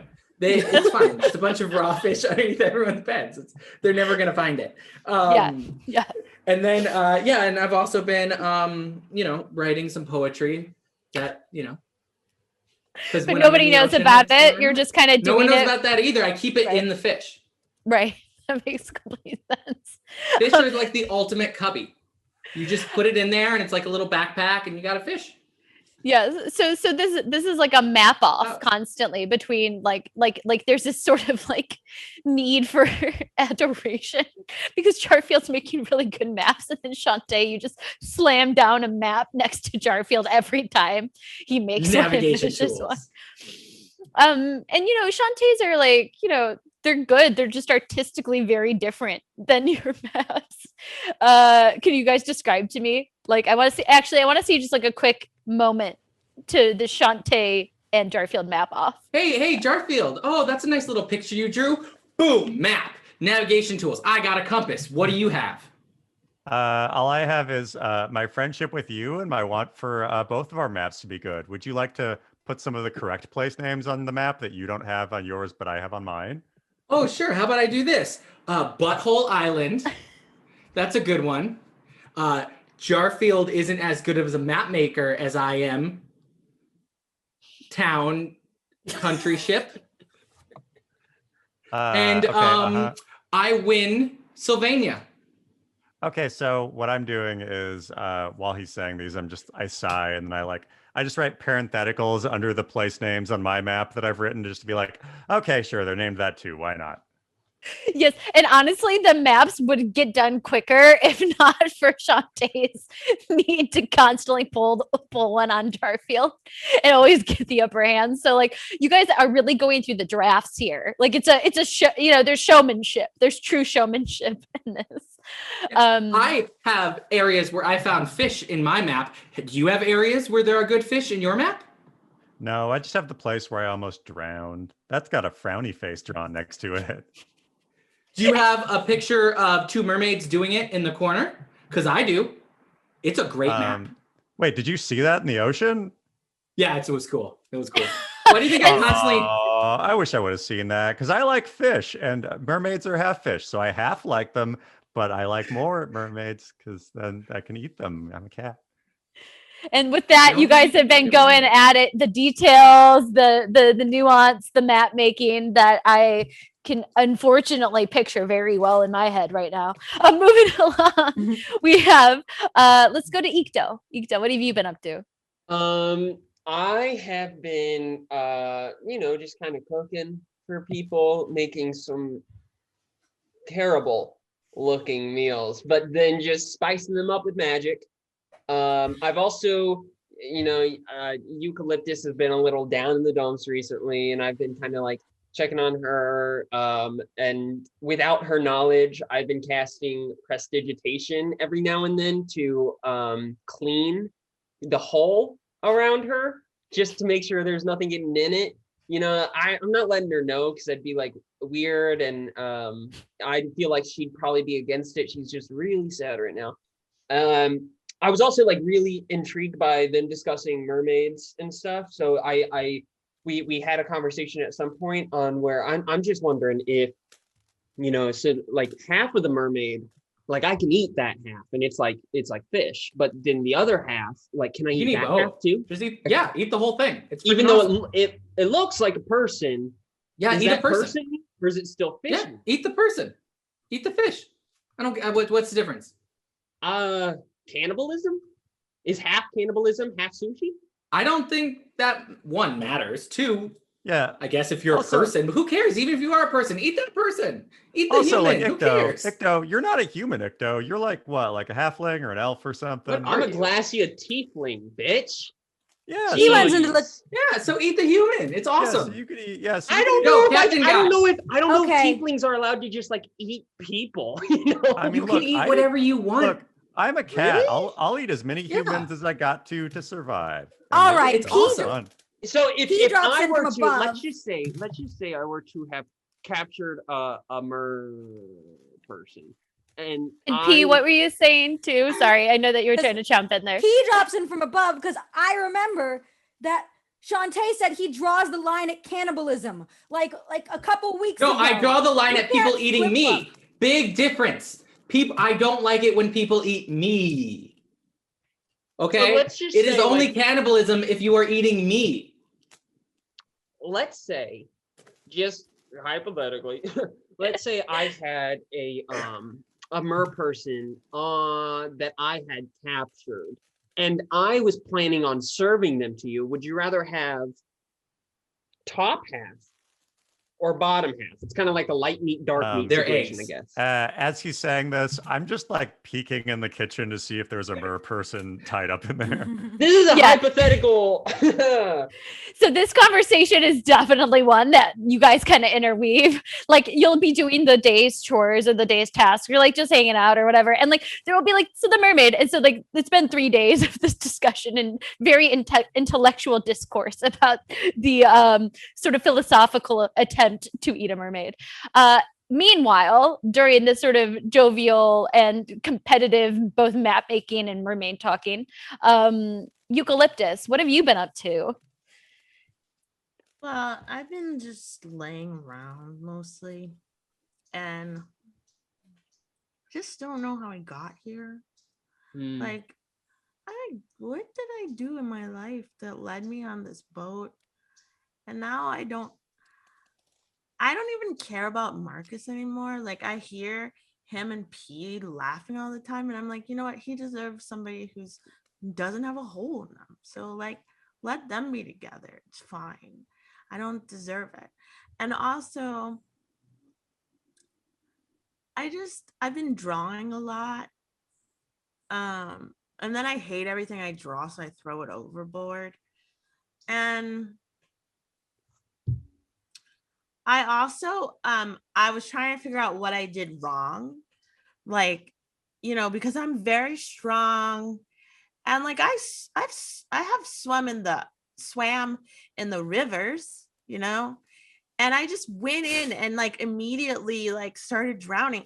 So then I decided to change my earrings because I felt like maybe these earrings, maybe because I was wearing like land-based earrings, like that's why like I couldn't, you know, like become one with the sea. And then I also have been thinking like, why didn't I just die? And I keep thinking about that voice and how it was like, you have to do something, and fuck it. Like, I don't want to do anything. Like, why is it telling me that it's almost like it was guilt tripping me. Like, you're going to live. So now you have to do all this great stuff for humanity or whatever it was talking about. And you know what? I didn't ask for that. I should have just died. And as you're kind of dealing with these reflections and not telling anybody about them, because this is all internal dialogue that's happening with Eucalyptus, like she's moping. She's truly moping and like going through something. And even when you guys try to like laugh or like something funny is happening, you're like, oh, Eucalyptus, look, there's this sort of barrier. It looks like Chante is going to give us a glimpse into what that looks like. So, you know, I get it. I know what's going on with Eucalyptus. I've seen it. So I offer her some of the finest merfolk eggs that I've collected over these 3 days. And I just want to tell her like, hey, listen, I get it. Been there, you know. Who cares? Just get high. That's what works. Trust me. You'll feel a lot better if you're just constantly getting high and never, ever, ever, ever thinking about what you saw or what's coming. Okay, I'll take it. Yeah. These are not drugs though. I don't share drugs. Oh, well, I don't want So get your own. But you can have some merfolk eggs. They're amazing. No, thank you. Whatever. And yeah, once again, Eucalyptus, you kind of like walk off and once again just processing like quite literally the hole that has been left since the interaction, not just the physical hole, but the sort of hole in your in some ways in your sort of spirit at this moment. So as you guys are pushing forward, it is a beautiful, brisk, warm, sunny day. It's quite nice in terms of being out in the open sea right now, and you guys have all gotten a little bit more comfortable on it, especially with the rocking conditions, and any sort of seasickness has now like long dissipated, and you guys are much more comfortable in your roles and the dynamics, and it's actually kind of nice, like all things considered, 3 days on the sea. And so you guys are all having quite a good time and trying really hard to, you know, lift Eucalyptus up as this is happening, because she's kind of the only one who isn't enjoying the sort of wind against her hair and the warm sun on her face, and even the occasional glance of sort of sea life that might sometimes make itself known. Off in the distance, Jarfield, it's kind of like a nice day, and I kind of want to imagine you, like, imagine yourself like one leg up, you know, like on a crate, and you're kind of like proudly like standing out as the winds, kind of like very captain pose. Like there's like windswept cat hair. Like it would be like sort of like a romantic look, like a romance novel, like, you know, with a captain of a ship look, but you're just you're a cat with wind blowing in its face. So whatever that looks like on this keel boat. And as you're going forward, Like, you're oh, kind it's of like the wind. It's like the wind is petting my fur. Purr, purr. exactly.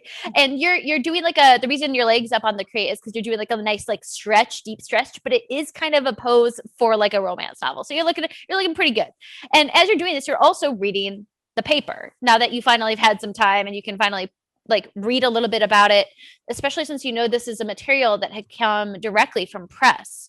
You're kind of curious as to what sort of news is coming out or what sort of things you're experiencing. So as you're flipping through this paper, it is one that has been published, you know, at this point now, probably several days past, but even from the whatever sort of delivery you got, it seems to be like a weekly newsletter that is delivered. So whenever you would technically be entering press, you'd be there by the time that the next newsletter would be published, or maybe is going out and be distributed widely.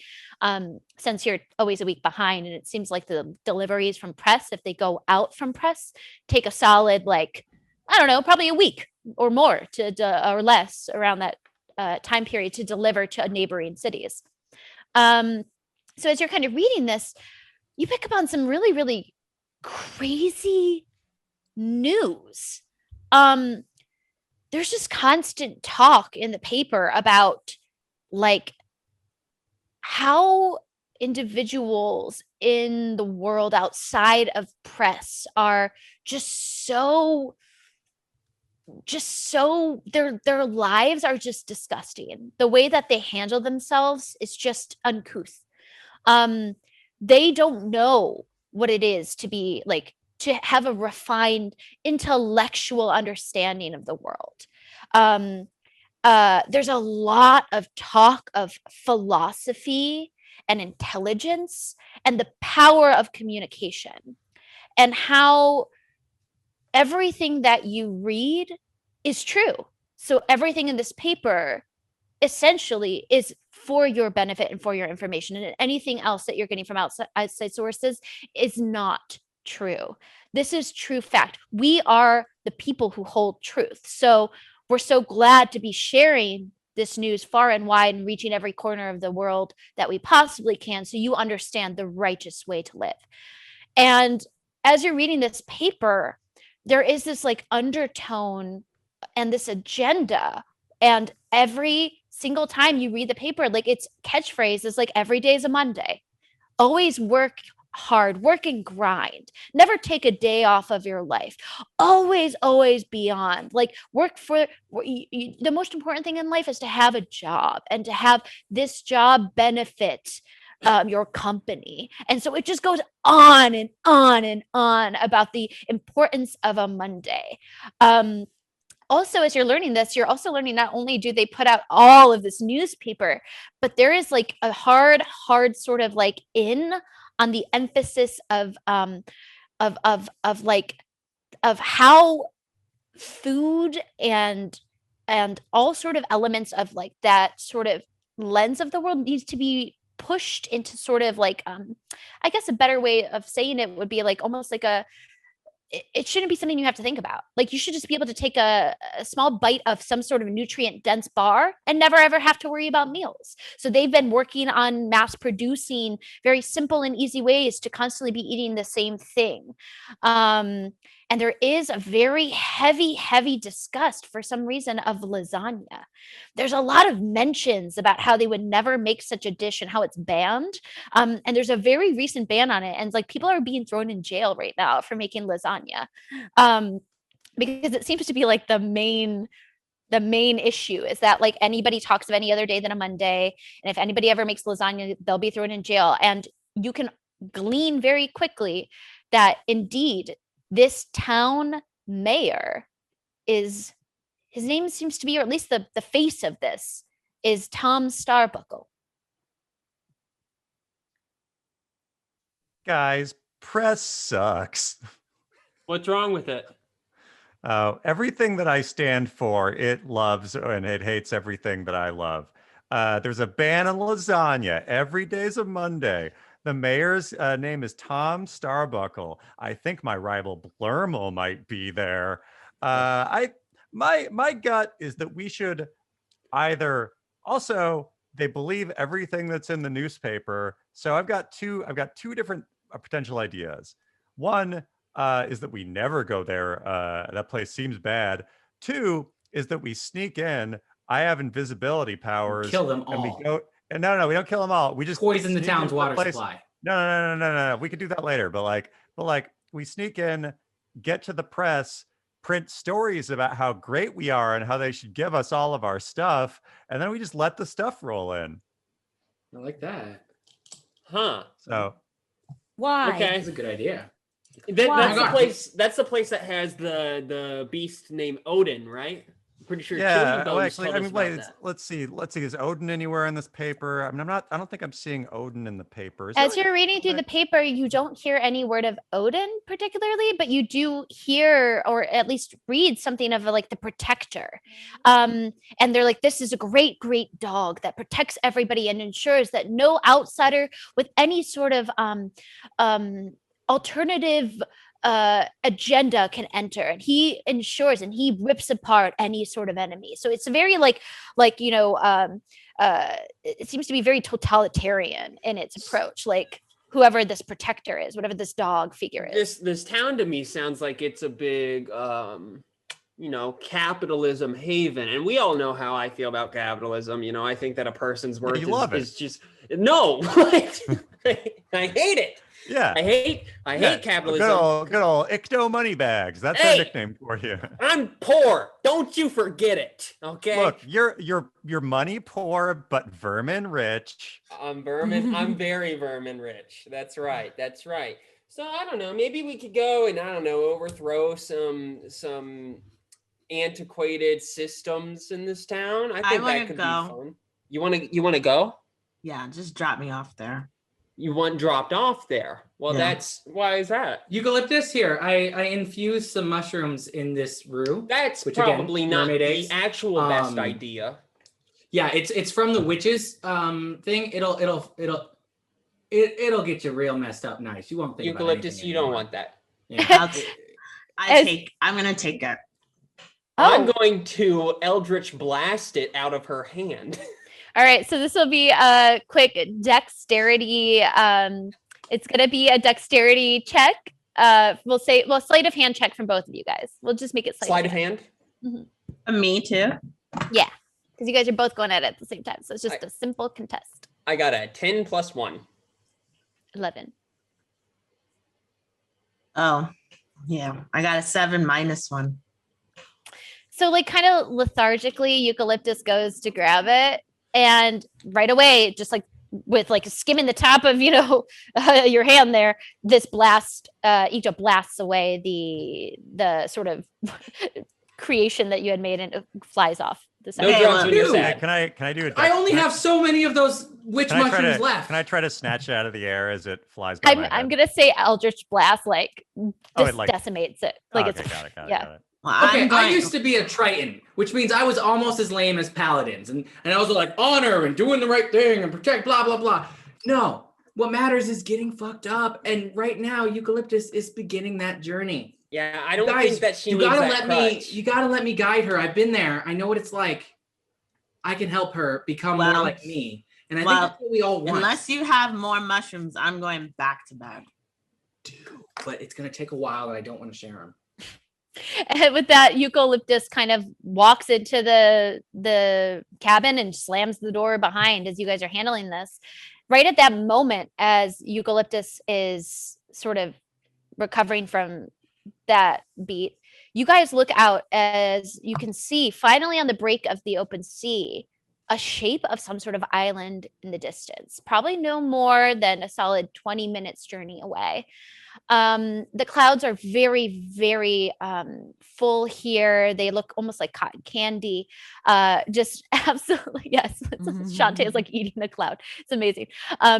As you guys are approaching it. So again, it is a sunny day, but it's a very like sort of bright and bold and beautiful open sky. And as you're approaching this island, the thing that you notice most definitively is the amount of smoke, black smoke coming up and meeting these gorgeous white clouds and turning them into black clouds that eventually go up maybe even further and dissipate.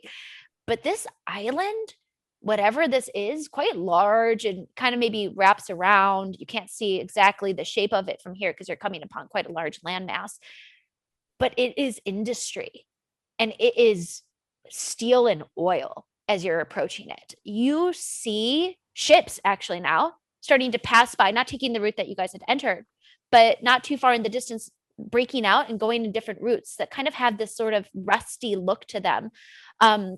They seem to be loud and mechanical in some sort of way that you don't quite understand yet, especially just being on a keelboat. It's nothing like that. They're quite large.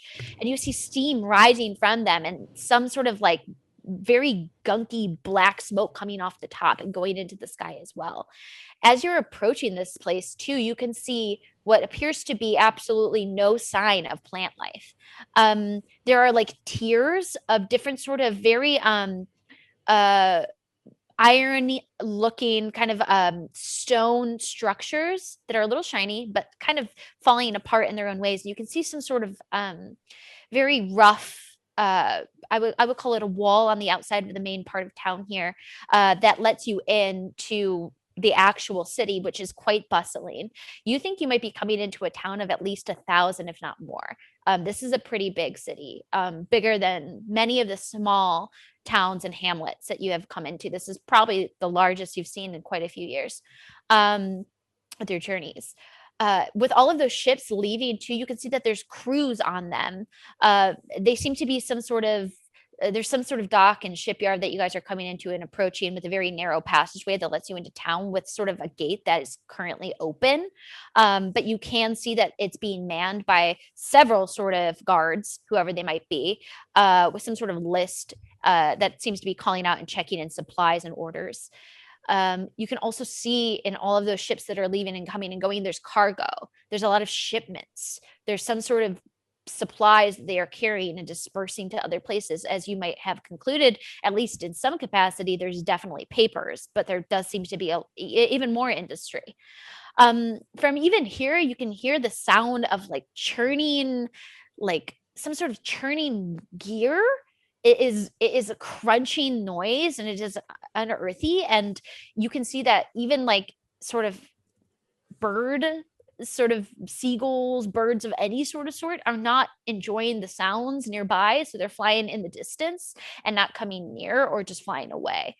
It is a city of industry. To give you a little bit of shape to understanding, it's sort of pushes inward in a crescent position in terms of the almost like a crescent moon. Cracks open, has those walls that fill out that crescent with a very, again, narrow entryway. And from here, all of that smoke that leads up to create this sort of tunnel of black gunk in the sky leads up to these sort of tiers of stone structures that are built in and kind of all peppered around. I would equate it to like a very industrial part of a city kind of stacked on top of one another, to give you an understanding of that. There doesn't seem to be any like houses. It all looks like manufacturing plants. But you can see people walking around. And even from where you are here, it seems like everybody has a newspaper in hand. Everyone's reading. So you guys are approaching here. This place sucks. Let's poison the water supply. Wait, hold on. Just a thought. You see all that cargo? We might be a little overdue for like a really well-planned heist. You know, if we try and figure out what's in that cargo, we might be able to steal something. I have an idea. We are at an island and our friend has a hole in her. Maybe we ask around, see if anyone knows how to deal with holes and friends from the ocean. Yeah, This is a big enough city. I feel like there's Those are probably natural. some like magicians guild or something like that, like some healer guild that can like see what's wrong with our friend. I've been, so I thought about it, like really introspection of like our friend, she needs help, right? So I've been thinking about this a lot, been writing a lot of poetry. And I think, Ikto, I'll never say this again, but you were right blowing the rue out of my hand, because I'm pretty sure that my tolerance level is so high that would have killed her. Yeah, I'm absolutely positive that you would have murdered our friend. Yeah. So thinking like, what's the most responsible thing to do with a friend who is quite literally having an existential crisis? So I've developed a mold around those mushrooms that just get you like a 100th there. A mold? And I'm thinking, just like we can slowly build her up, because I'm telling you, she can be exactly like me. And how cool would that be? Can I see what you're working on? No. Oh, I was really interested. That sounded really cool, man. Scientific. No. Okay. So as you guys are talking and discussing this sort of agenda to try to pull Eucalyptus out, you are approaching that entrance, and again, it was only about 20 minutes away. So even as you're kind of taking it all in, Marcus is getting very close to this gate, and he turns to you guys and he goes, listen, this is the only way in to town, unless you want to try to take a back route, but I have a weird feeling that we're being watched already, even with the moment that we were able to kind of get into town. I think that these guards here, from my understanding, are probably clocking us and making sure that we don't enter the city, in any other way or capacity. So us not being a formal cargo ship, we might need a little bit of a cover when we enter town. I can probably get us in. I know some people here or there. We're shipping prostitutes. And Okay. We go from town to town offering our services. Let's put a pin in that. That's a Shantae, thank you. Good idea. Very good idea. How about when we get into town, I'll handle talking to people. I'm a pretty fast talker. I got a bit of a silver tongue. Okay. So yeah, that sounds good. I think the only thing is just when I enter town, I'm going to have to double check on the ship and make sure that we don't need any sort of repairs and everything is ironed out and good in terms of the actual ship being all right. So you will all be left to your own devices. I'm always here to help in case you need me, but I want to make sure nobody like A, steals our ship, yeah, or B tries to do anything like take it off. It's just you're going to need somebody constantly on the ship. Yes. While we're doing that, can you get some refills on those potions that we poured into our mouths? I'll do my best, but they're very expensive, and I did try to equip us with the ones that I knew that I had at my disposal. So if I can find them, that'll be my you own a shipyard. You're good for it. Something tells me we'll be here long enough to where we'll be able to get a few potions. We'll keep you updated on that. All right, second captain. I'm uncomfortable again. He's just talking to you. Ship. Yeah, I know you're he's second talking to captain. me. I'm No, thinking. P, you're captain. I've seen you these past 3 days. You're the first captain. This we guy, really need to talk. Boat boy is second captain now. We really need to talk about your issues with authority figures as he continues to go forward.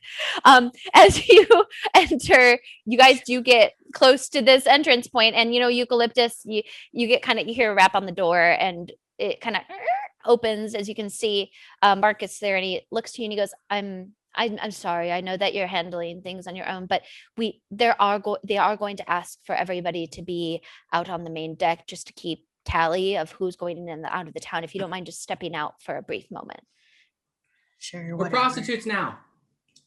Sure, take my body. I don't care. Nobody will want it. I got you some mold. Do you want some mold? Why would I want mold?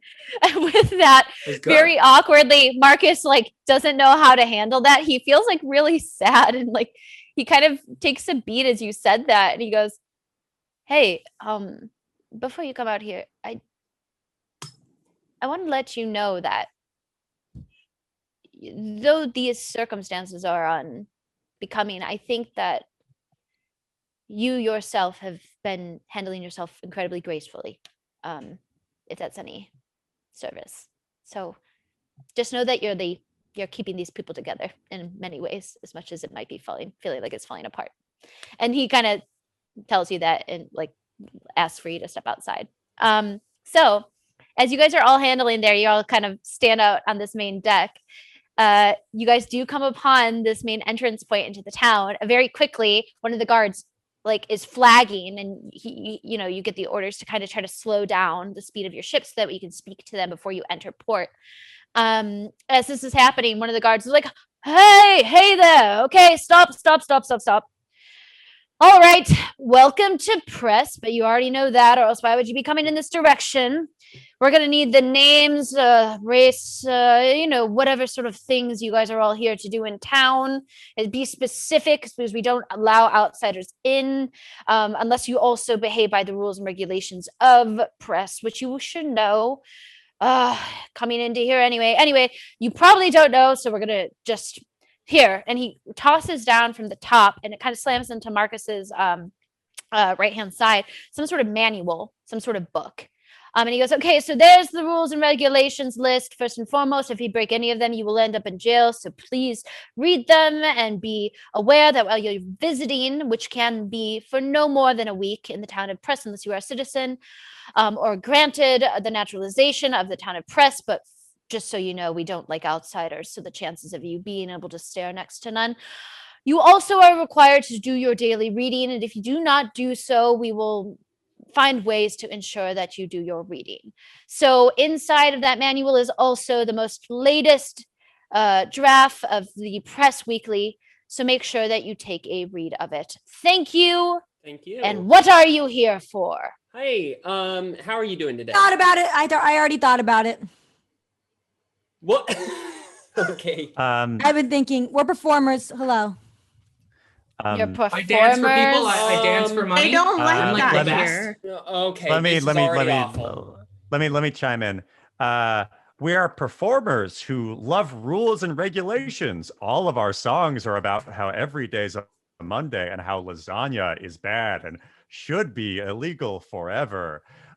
We only love the rules established by press, and we would like to spread those rules and news to the populace, right, friend? Unless friends are illegal here. And I can do a backflip. And she can do a I backflip. dance. A backflip. So yeah, so Shantae dances, P does a backflip as Jarfield is saying this. So I need you, Jarfield, to please roll. That is going to be you can make it a performance or a deception check with advantage. Let's see, honestly, it's +5 for both. So I'm gonna say performance. Sure, why not? Okay, so lowest one is an 11 + 5, so 16. The next one is a 4, so 16 is what I got. Okay, so this guard takes a moment, takes it in, and he goes, oh, yes, I think I know a little bit about this program. There's now like children's programming to make sure that the kids are all aboard and don't think outside of the scope of what. Yes, you're part of the children's program. The one that goes to the schools, right? And make sure that all the kids. All the kids know that rules are good. Well, I'm surprised they brought in outsiders, but that backflip was impressive. So we're outsiders we're insiders in spirit.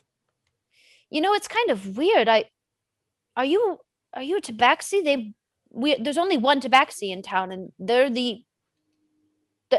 I mean, Blermal has been incredibly specific about making sure there's no other cats that are allowed in. Yeah. Blermal. No, that's so that's the thing, is not actually a tabaxi, but a faceless. And It's that just a is weird the looking dude. form that they take. Isn't that crazy? Roll a deception check. Absolutely. Okay. Come on. 2 + 7. 9. Right away as he says this, he listens to you and he goes, I don't believe you. Why are you trying to bring a cat backseat? Hold on. I think this can be. Are you solved with related a to back massage. Blermal, or what is going on? Because you need to be specific about this, because we will not allow you in. The rest of you as performers is fine, but not this tabaxi. Okay, so I'm not a tabaxi. I'm a human with a skin condition. That's what I'm saying. I do not believe this is true, since your friend made it obviously and painfully clear with his attempt to call you a faceless that you are not a cat person. We specifically need to know your name, your details, and if you would be so willing to be arrested by us by the time you get into port. Why can't you all just stay I cast Charm Person. away? Okay, you cast Charm Person. So what's the wisdom save? Okay. Oh, wait. I roll for that, right? No, I need to know the wisdom saving throw because they have to make the wisdom saving throw. Oh, sorry. Where's my spell? Okay. So it is 14. All right, let's see. Oh, and with a 13 does not make it. So you cast Charm Person. You're not particularly close. They are shouting down from about, like 20 feet away from you because they're higher up on this gate. But even as they're shouting to you, you're able to cast from up there. You kind of see it affect them, even though a couple of their buddies tap them on the shoulder. Like this woman comes over kind of stout and goes, "What's going on? Are they causing trouble?" And right as the spell gets cast, he kind of takes a beat and he goes, No trouble. These are performers. They're here to help out the local press schools to make sure that the kids receive the lessons they need to learn because they're not listening to their parents most of the time. So Yeah, and you remember you said we could crash at your house, and so just throw me down your keys to your house. Oh yes, of course. Yeah. It's on block 42. The corner of block 42 and block 4. You got it? Yep, I got it. Caught it in my mouth, but it was good. I'm good with my mouth. Yes, that's great. And then you can hear her tap him on the shoulder and go, "Greg, I don't understand why these are strangers. Why are you letting them stay at your home?" And he goes, "Well, I don't know. They just seem nice." Because we're really good dancers. We dance for money. Every day is a Monday. We do what you right? want us to do. Right? I want Every a day is deception Monday. check. Oh, I want a no. deception check No. from Shantae Damn on it. this woman to see if you can get her to come around. Deception. He is a very 13. good dancer. 13. I Okay, am she a good rolled. dancer. She There's no rolled. deception She there. rolled low enough, and she goes, Oh, "Okay." and 13 plus 1. Okay, 14. So she's kind of listening and she nods slowly. She's skeptical, but she goes, "Okay, this Greg is fucking on something." And she just walks away and goes over to somebody else nearby and talks to them. You guys are let into town. And right as you begin to enter, you can hear the sounds like and like all the sounds of the steam powered sort of machinery and ships around you. It's a very busy and bustling town. And right away, you can see Marcus, kind of steering the ship, but he kicks open that manual that you guys have been given. And the most interesting thing is on the front page, which unfortunately in this last maybe press version or whatever sort of copy you brought up didn't have, but there is a cover, like a kind of cover over the main pages. And as you pull it open, what you see is this, an incredibly detailed moving image, almost as if it would be a cartoon, making fun to pieces of some overweight cat named Jarfield. And we'll end this episode. No, I'm not here. overweight. Not that there's anything wrong with that. Garfield, that looks exactly like you. No. Oh no. All right. This is gonna go bad. Thanks so much for playing, you guys. What a fun episode. You're in press and the adventure continues. Who knows what lies in the city of press? Yeah. This was fun. No, Thanks for watching, everybody. You're welcome, guys, for getting you into the town. I know I did it. I-